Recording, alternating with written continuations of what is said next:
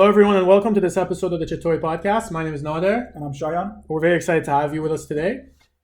I wanted to thank everyone who's been so kind to participate in our different social media challenges, who's been recommending our episodes to their friends and giving us very good feedback. We have some very exciting content planned for everyone in the next couple of weeks. Today, we had a very unfortunate milestone that we crossed. That's right. The dollar to Toman exchange rate passed a record, or the Toman reached a record low compared to the dollar. We have now passed the symbolic level of 50,000 Toman to a dollar. Yeah, which is 500,000 reals. Toman is you just take 1 0 off, and that's what Toman is basically. And this is quite frankly a catastrophe that will have disastrous effect on the lives of 80 million people. And so because of this, we decided to dedicate today's episode to the realities of living in Iran's economy and kind of going beyond just numbers and diving into, what do these actually mean in terms of people's lives. We're fortunate enough to be joined by a very special guest today, Karim, who is an international businessman and entrepreneur. He has experience working in several different Middle Eastern countries with a specialty in Iran. And he's worked in several different industries and has different businesses with several dozen employees. Thank you for joining us today, Karim. Hey guys, thanks for having me. So just to give everyone a little bit of context of kind of how the exchange rate today compares to the past. And actually it went a little bit past 50,000 too. I think the latest... 54,000 Toman? Yeah, which is insane. Yeah. But usually when it passes that psychological barrier, then it will just keep going up. Historically... a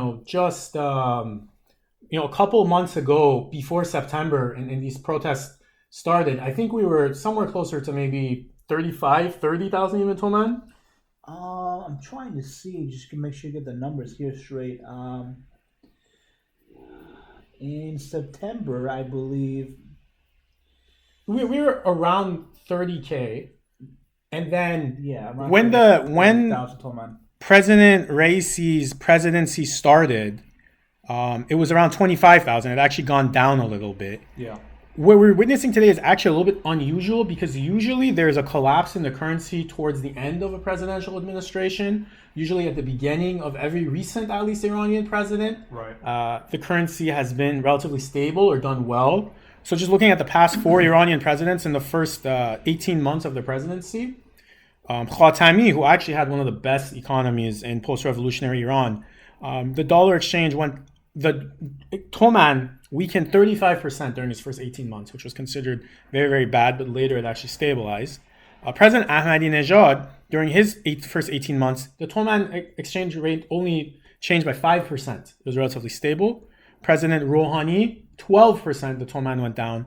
But during President Raisi, who's the current president, in the past 18 months, the Toman has decreased in value by 86%. Which is crazy, by the way. Hey, didn't Raisi say that one of the major things that he's going to tackle was the currency rate? Yeah, and he also really criticized because during the previous presidential elections, not the one which was recently held, but the one before it, which was between Rouhani and Raisi as the main two candidates. Yeah. One of the things that Rouhani sort of made fun of Raisi was saying that if you become the president, the dollar exchange rate is going to go crazy. Yeah. And then Rouhani won, but it still went crazy, and so he was criticized a lot for that. Yeah. He was making fun of Rouhani, I remember. But so in the past, let's say 10 years, right? About 10 years ago, the exchange rate was closer to 4,000 Toman, right? Almost less than a tenth of what it is today. Well, remember during the nuclear deal, actually, it was less than 30,000 Toman. 30,000 riyal. Yeah, 300,000 riyal, which is 30,000 Toman. And when Trump ended the nuclear deal, I think it was like in the 4s or 5s. Right. And then in Rouhani's second term, it started really collapsing. And then it came down a little bit, I think, at the beginning of Raisi's term because there was some hope that the nuclear deal would start again with Biden becoming the president. But with the stuff that's happened in the past couple months and the issues in the economy, now it's kind of going back into free fall with no end in sight. But And by the way, one interesting statistic: when the revolution happened in 1979, the exchange rate was seven individual tomans That's crazy. to a dollar. And again, now we're at 54,000. So I'll let the listeners themselves kind of go through their calculators and then see how much that's changed. But what does this mean, right? In terms of a person's everyday life, we have some statistics here in terms of different prices. Now these are kind of averages. Usually Tehran prices will be a little bit higher, particularly in upper neighborhoods. Maybe smaller cities will be lower, but just as an average, the price of a whole chicken, right? Just a basic chicken, which is considered a relatively cheap meat. Yeah. Approximately a year ago was somewhere around 300,000 toman. Right now, today, closer to 500 to 600,000, even before kind of the recent sudden collapse in the toman's price. One of the biggest staples in the Iranian diet is rice, right? The price of a 10 kilogram kind of bag of Iranian rice, not foreign rice, about a year ago was somewhere around 225,000 tomans. Now it's closer to 625,000. So that's almost a threefold increase in the price of rice, which anyone who's Iranian or has had Iranian cuisine or has Iranian friends, you know how much that Iranians use rice in their diet. It's a big staple in our diet.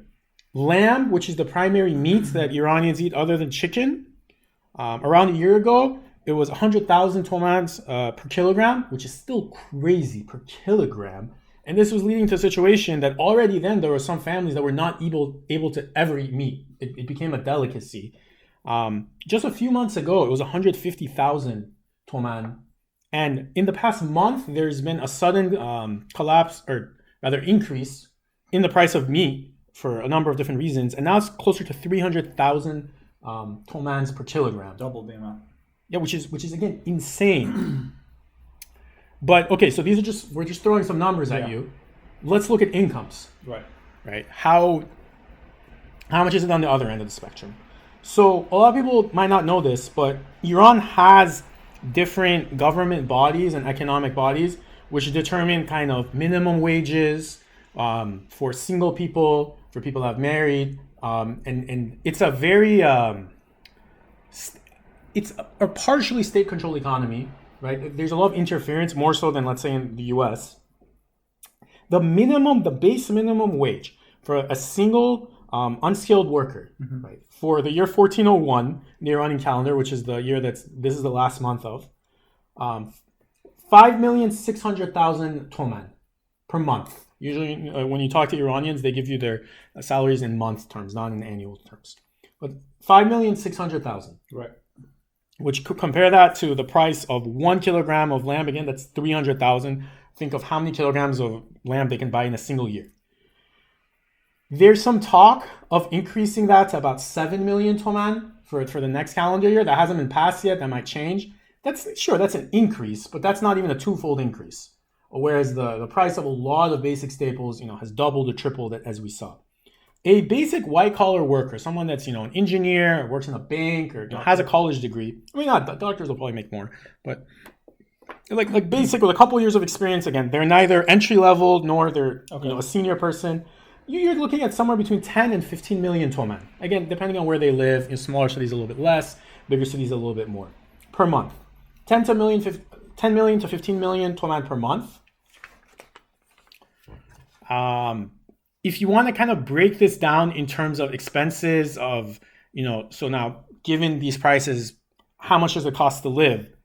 Wait 1 second. So you said skilled worker, right? Yeah. So what about the unskilled worker? Do you have the... Yeah, so an unskilled worker probably, like someone that's just starting off, that's just, doing construction one day and, I don't know, cleaning somewhere another day and kind of like a day labor. You could say probably between the 5.6 to maybe 7, 8. Right. Again, depending on what they're doing, where they are.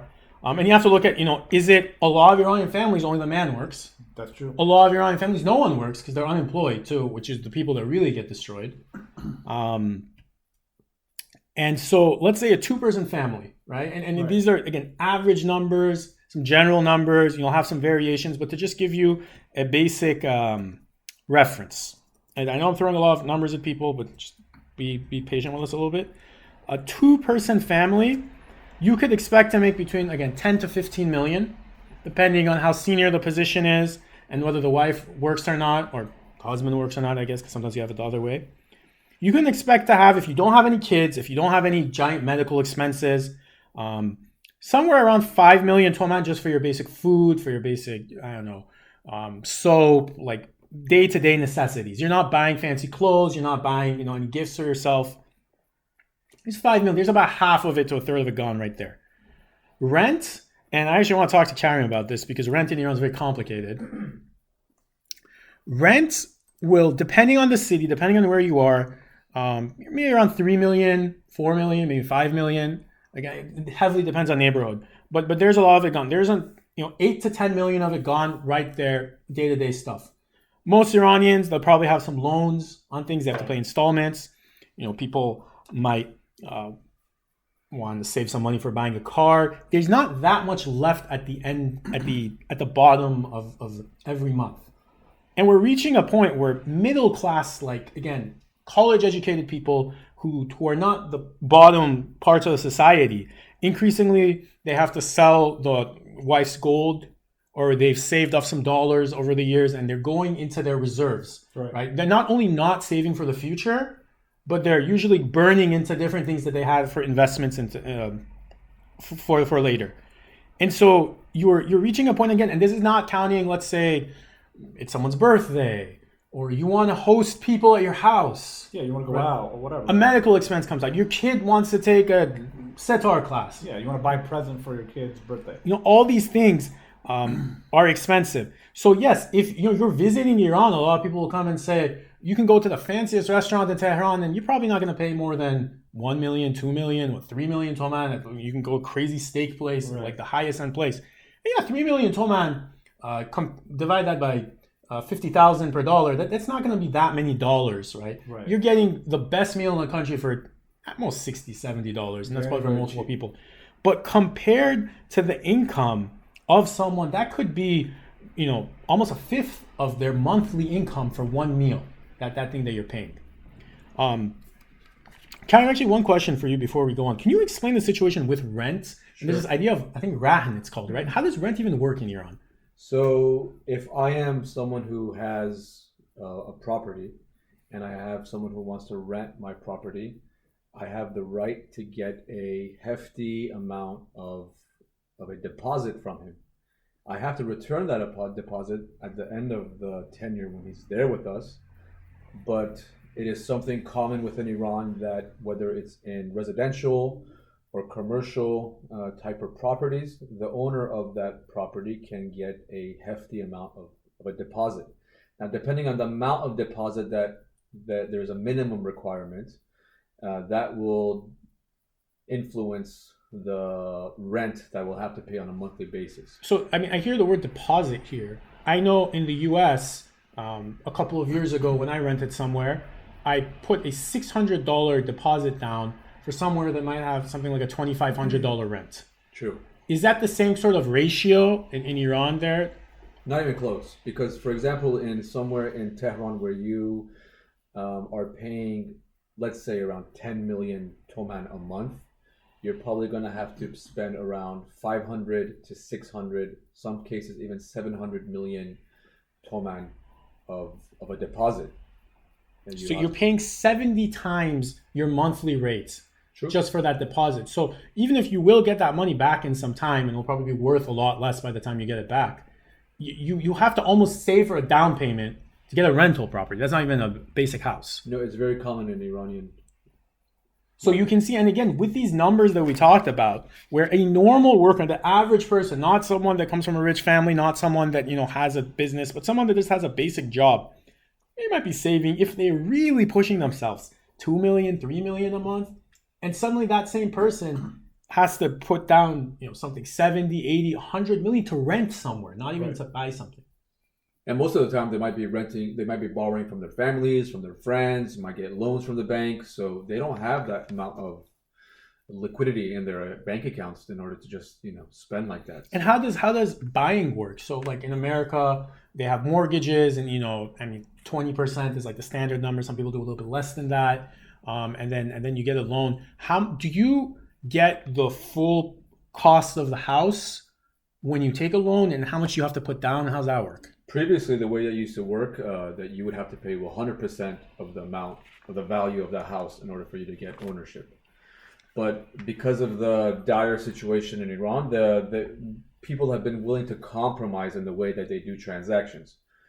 So in instances, people are now in a position where they will accept maybe 3 checks, 4 checks in a span of a year or 2 years at most in order for that transaction to happen. And then naturally they will transfer the deeds on the house, the ownership on the house, based on the payments that are coming in.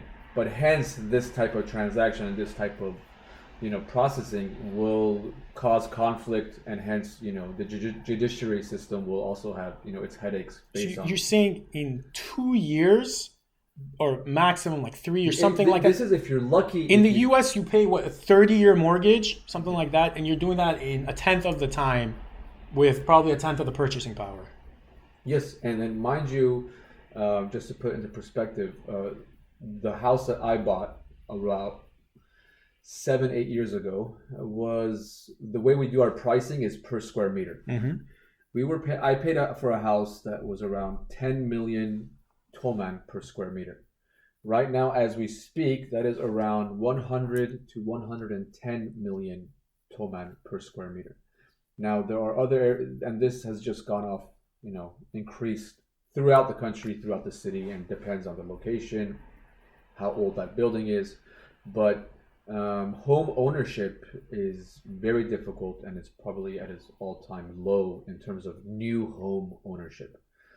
So yeah, there's that struggle. Can the average, let's say 30-year-old, be able to buy a house if their parents aren't heavily subsidizing them, or they're not from already a rich family, just using a normal job that you get a bachelor's degree with or master's degree? Probably not. That is far-fetched from the idea for someone to be able to talk about home ownership based on their salary as an employee. The only possibility that might come into mind is that if a certain institution is, introducing about certain housing projects that are going to happen down the road, and primarily all these housing projects are about an hour and a half outside the capital, so you got to put into logistics and commute, and that they will probably deliver those homes in a span of a time of over a couple of years, which, based on my experience, a lot of these things are usually delayed, and it comes with their own, headaches. So if someone is lucky and they get, that subsidized housing, which is outside the city and all of that, it might not even be delivered for 3 years, 4 years, 5 years, and you don't even know what the situation will be 3, 4, 5 years from then, and maybe it'll be a different political administration, it'll be a different... Yeah, because usually the people that are running it, they will change. So the idea of accountability is sometimes in question in terms of who has to respond back to those who want to purchase, who are, investing. And I've seen some of these properties over the years, because of the sanctions and the limitations that we have with our raw material. The quality of the way these buildings are being built has decreased tremendously. So you could see the depreciation of these homes in probably a span of 6, 7, 8, 10 years, with the interior things that are being used. Now, is that because of the quality of the materials you said? Yeah, the quality of material has diminished, has gone down, because a lot of the companies or the factories that were producing these things, the raw material that was being, that they were purchasing is not available because of the sanctions. And do they import these raw materials mostly, or they just produce it within? A lot of it is imported, and because of the fact that we don't get dollars in return for the petrochemicals and the oil that we sell in the market, we are given certain goods, and because of the status of Iran, they don't get the best quality. The best quality goes to other markets. Now, you just talked about a barter system in terms of foreign trade. I wanted to just let the listeners kind of understand the sophistication of just how complicated and burdensome the Iranian economy is, how many different steps there are, because people who have not lived in Iran and have not been adults who are making money in Iran might not understand just how much of a complicated situation it is. there's a very complicated system of subsidies, right? Where there's certain base goods. Now we talked about chicken, meat, oil, stuff like that. Cooking oil, not the other type of oil. Rice. These basic staple goods, the government has always subsidized them, right? Because people will basically starve to death if it's at the global market value. With especially every day, Iranians' purchasing power is going less. They can't compete with global prices. So the government does attempt, and they have different mechanisms and different means that sometimes get very complicated to keep the price of eggs down, to keep the price of rice down, chicken down. And in 1 year, the price might be stable, within 5%, within 10%, even though dollars suddenly will change or the inflation will be 50%, that won't. But at some point, no matter what mechanism you put, it just logically doesn't make sense, right? And either something will happen with the purchaser or the importer, and it will stop working, and then suddenly in the span of a month, the price will triple. And then that puts even more pressure on people because your salary doesn't triple, and you probably didn't plan for doing that much, and so you end up with a situation that at any given time, anything can just totally go crazy. And those are for essential goods. And then you have an even more complicated and weird system for other free things, which are more free market in some ways, but still not completely free. Like let's say cars, right? A classic example is cars. So you might not know this if you don't live in Iran, but it's actually, there's a very weird system in many different markets. Yeah, don't cars appreciate in Iran actually? Yeah, and it depends on, so there's a factory price, right? So if Iran Khodro is selling you a car, right? There's a different price in the free market compared to if you buy it from Iran Khodro, because there's not enough cars that Iran Khodro produces per year to meet the demand that the market wants. Yeah, people are constantly waiting for it. Yeah, so you have to fulfill 10 different conditions or 12 different conditions to be eligible to get this car, and then they put you in a raffle where after some time they might pick your name. Right.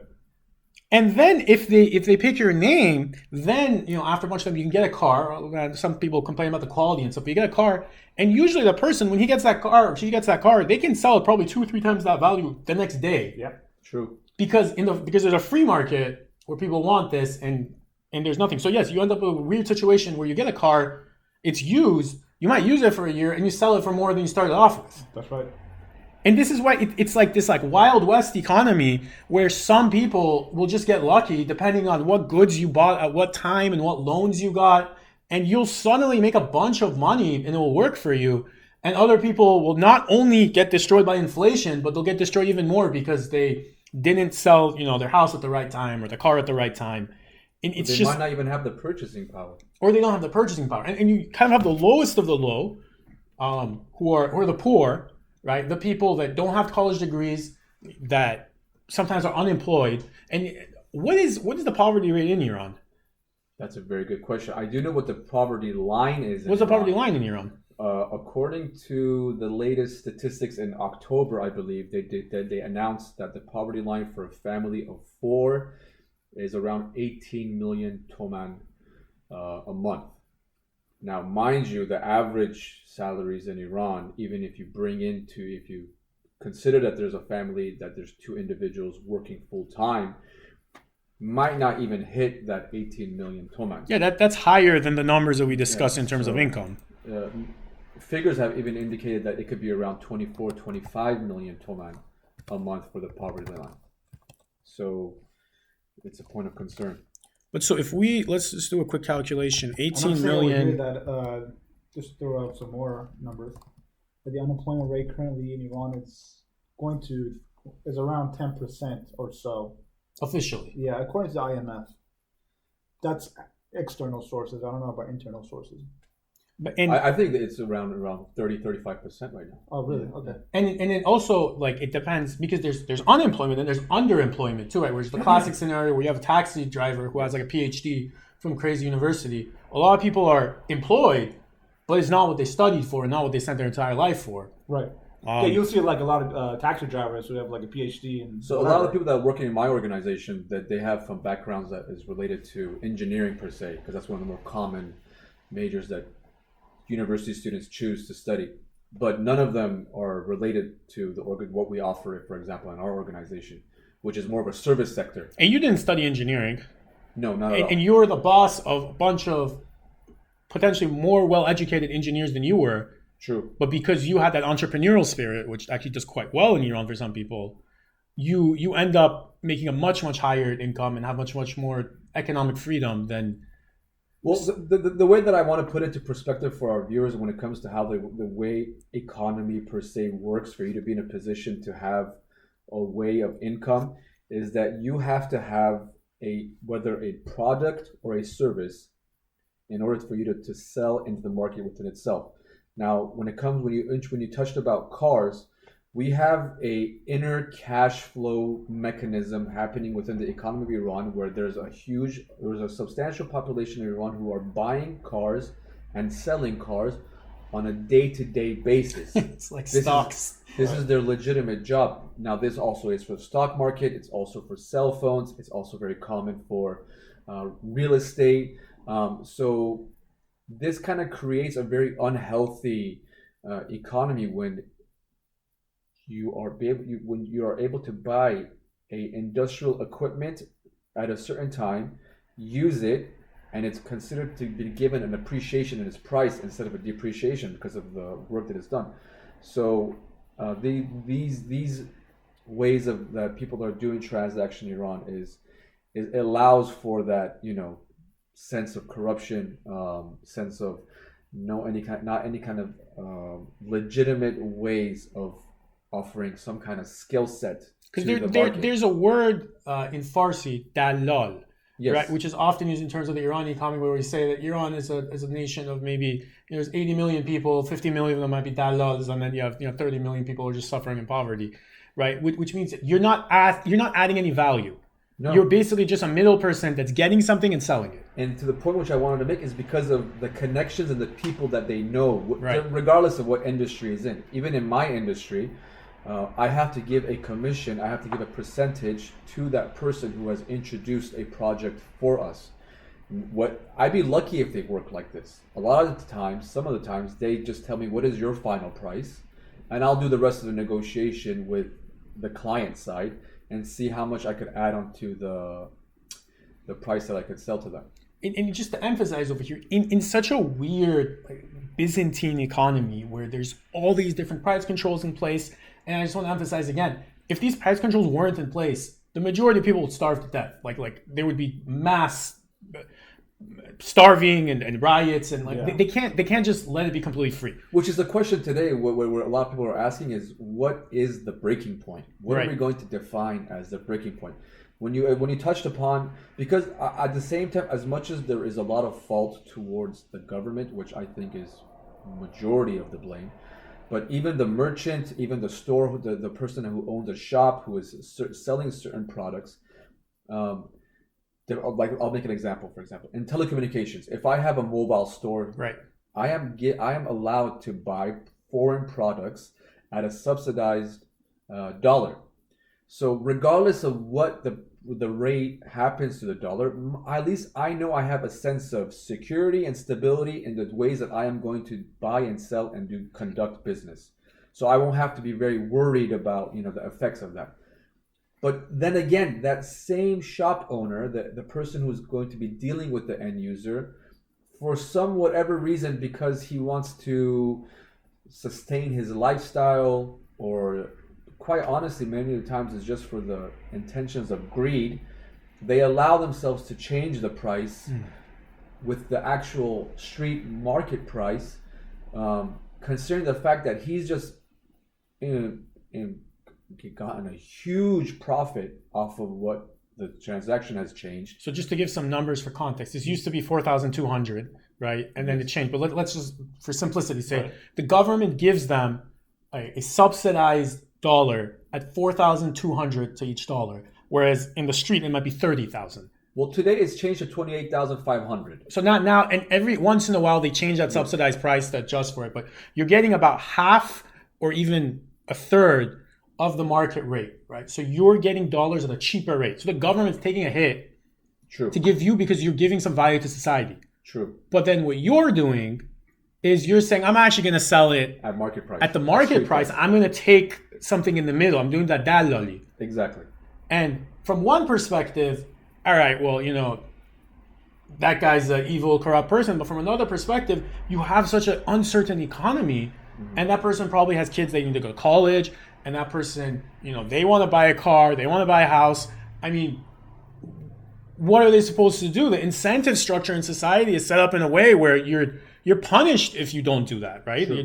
It's almost like everyone laughs at the honest person or the person that studied and learned something, because there's a cap to how far you can get by just being a good person and going to a company. But if you're a businessman, particularly if you're a businessman that does some of these like tricks, that's how you get a better standard of living or maintain your standard of living. In order to have a system that has those kind of checks and balances, it requires for it to have, the solution is for it to go to a digital transformation. Mm-hmm. But the way that the mechanism is being conducted today on the streets is quite traditional, that every business has an accounting book that you have to turn in to the tax institutions, depending on the city. And the person who is across from you, who is representing the government on the tax side, he will just look at it and he will conduct based on your address, based on the figures that you've given, that if you are giving something adequately or not. And a lot of the times he will just throw out a number considering what he thinks is just for your location and your industry. So what you're saying is that it's not even really that accurate sometimes. No, because that person, a lot of times, from my personal experience, is trying to throw you off guard so you could conduct another transaction with him so he could get a piece of the pie and kind of clear your books. Are you talking about the tax person? Yes. So the tax person trying to get a cut as well? Well, he's trying to put you in the corner and telling you, hey, this is what I'm going to declare.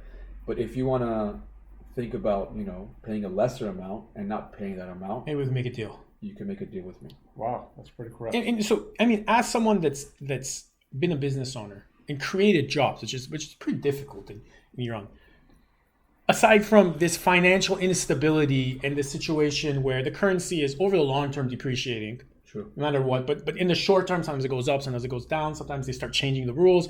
Hey, you talked about mobile equipment. We can't bring American equipment. We can't bring this type. If you want to bring a phone, you have to do some import type. The rules keep changing.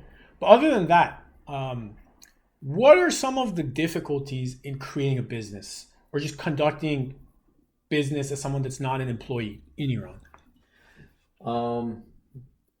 Interesting you point out. Well, first of all, you need to have various type of certificates, licenses, which makes sense considering if you're going to offer some kind of product or offer some kind of service into a market, that there should be some kind of system that supervises or looks at that is not harmful.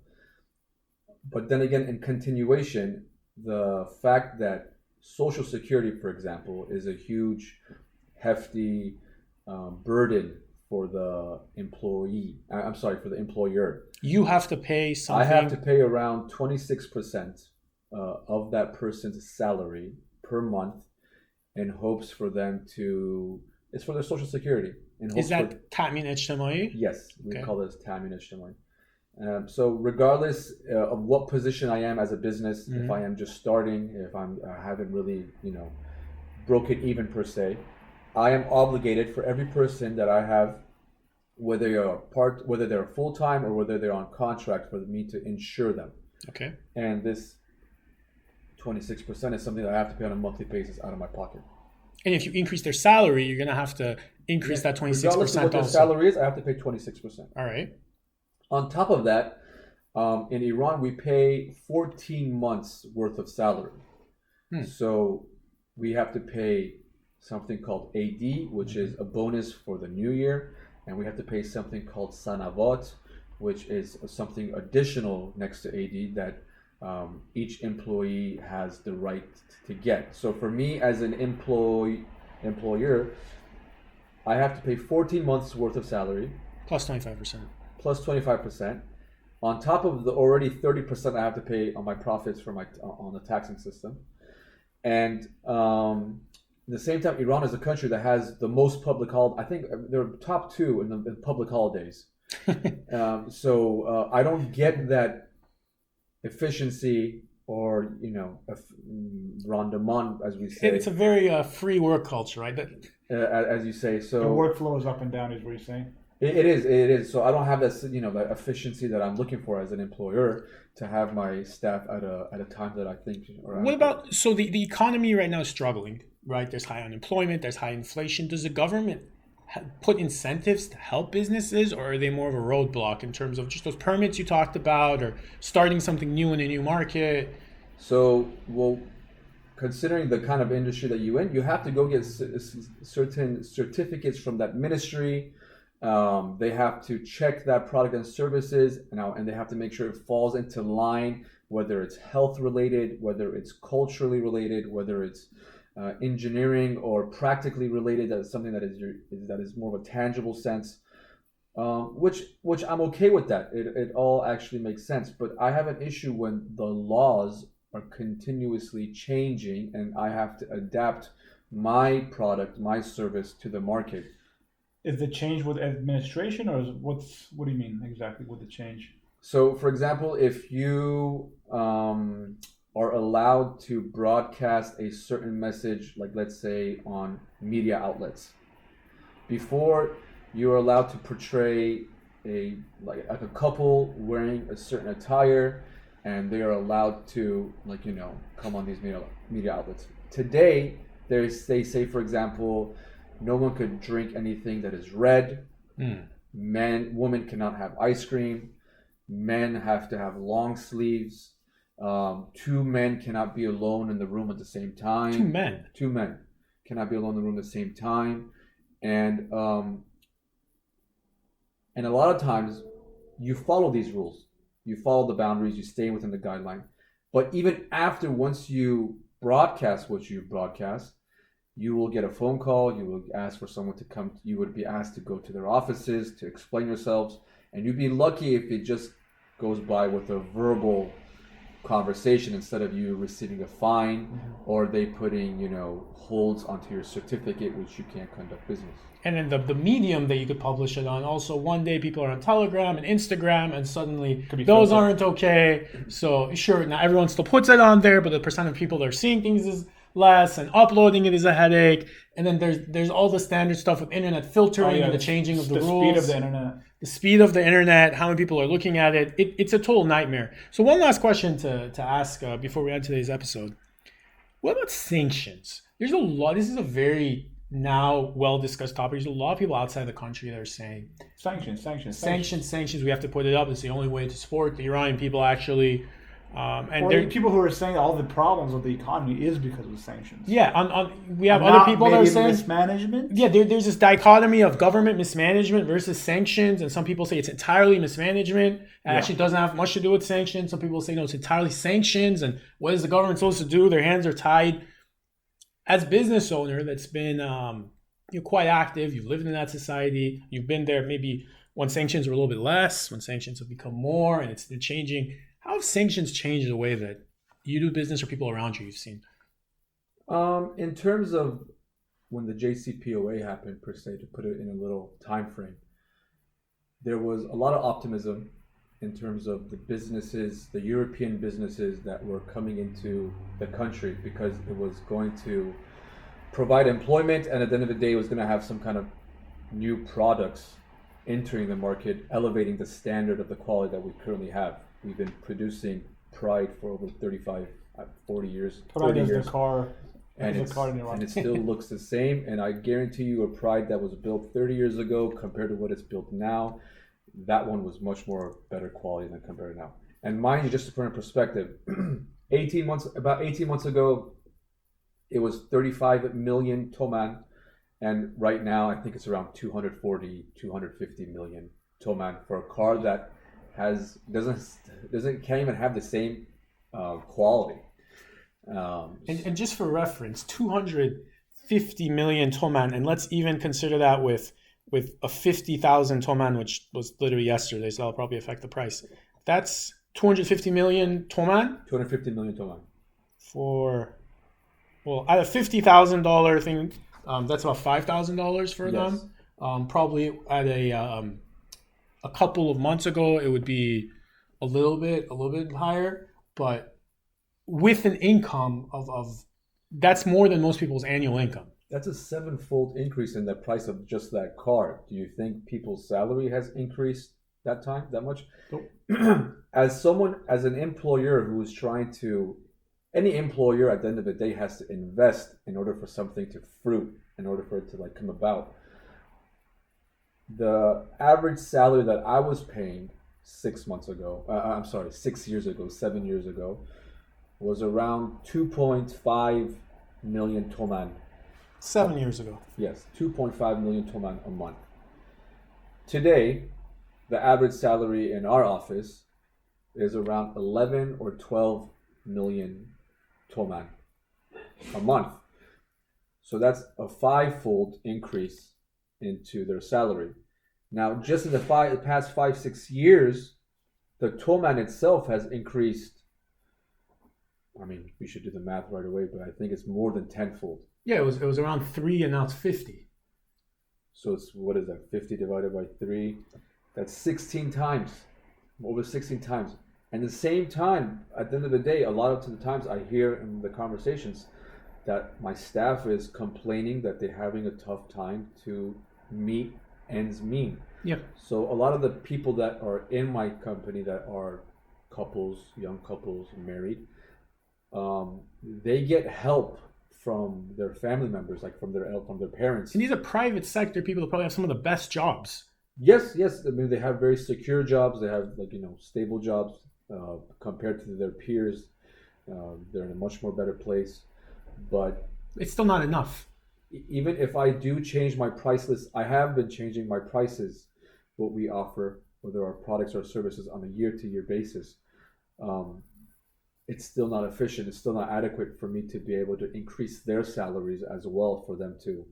You can't keep up with inflation. Because if I continue to increase my prices, my competitors who might not be in the same scale, but want to be in the same scale, who want to offer the same services, they will challenge me and they will decrease their prices, and a lot of time they will influence at the end of the day the client and take them along with them. The market has a rate at which it can sustain, and if you go too much above them, you just start losing business. Yes. And so ultimately you see someone that you're not even playing some of these games that people, you're trying to create something of value, and you're trying to do it fairly, and you're trying to compensate your people fairly, but it's just not possible because it's such a, first of all, a weird set of rules and restrictions, which sometimes are contradicted, and just the economy is so bad.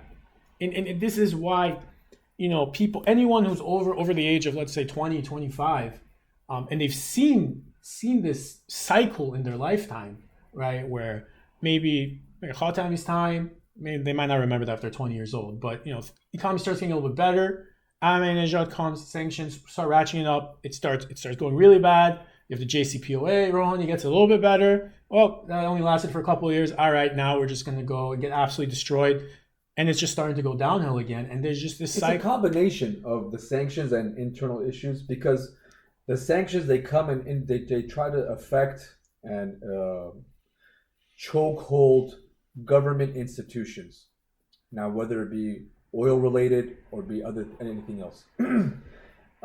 So these foreign governments can sanction these government institutions, but what the government has been able to do and adapt itself very, very smartly, whether it be through the IRGC, whether it be through individual personnel, or whether they open up private institutions, they will take their own people in these government positions, put them into these what we call khusulati, which is like it's supposed to be private, but at the end of the day, the people who are on the board of the shareholders, they are government officials. They will go and establish and conduct the businesses for whether they want to be outside the country, for them to do the transactions, the financial transactions, which also causes more corruption, because you're taking it from a ministry or from a government institution and you're taken to the personal level in hopes for them to do things for the government, And that person is going to take advantage of that situation. We've had examples like Babak Zanjani and things of these people, this Khavari and things of this nature, who they've at one point just they turned their back towards the government and did things for their own benefit. But if they don't have those people, then the society still gets crippled. You need them. Almost there's a necessary evil, and all of a sudden it's creating more corruption. It's creating another middleman who's taking a share. So we are approaching the 45-minute mark. So just for the sake of time, let's wrap up today's conversation. But we're gonna do something special for all our listeners. We're on a number of different platforms, but if you're not on our Instagram, I would encourage you to follow us at Chetori Pod. And we're gonna have Karim on again next week. So I would encourage you during the time that passes, if you have any specific questions, particularly about living in Iran, Iran's economy, being a business person in Iran, or just generally anything Iran related. Yeah, just shoot us a DM. Any question you have, just message us on our Instagram page, and let us know what you want us to ask Karim next time. Yeah, and other than that, thank you so much for listening to us. Again, we're on YouTube, we're on Spotify, we're on Castbox. Please give us 5-star ratings. Please share our clips with your friends. Thank you so much for joining us, and we hope you'll join us next week. Thank you so much, Karim. My pleasure. Thanks for having me. And I hope you all have a great day.